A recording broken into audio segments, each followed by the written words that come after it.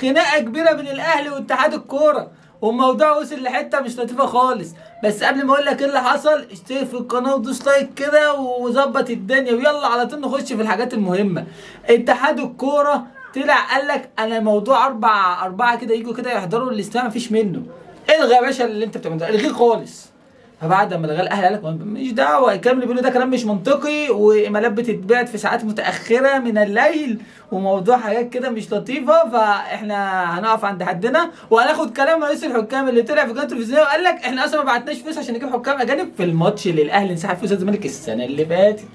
فايه اللي حصل؟ الموضوع كبر قوي ووسع قوي، والاهلي هيجهز مذكره عشان يشكي فيها اتحاد الكوره، فاتحاد الكوره هيعمل اجتماع يوم الاربعاء تاني عشان يعيدوا الاستماع بس وفقا للشروط. والاهلي قال لك مفيش حاجه في اللائحه تقول ان في ازمه ان اتنين بس اللي يجوا، الاهلي من حقه ان هو يجيب اللي عايز يجيبه.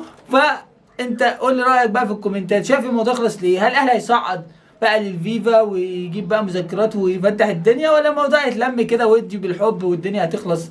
تحت في الكومنت.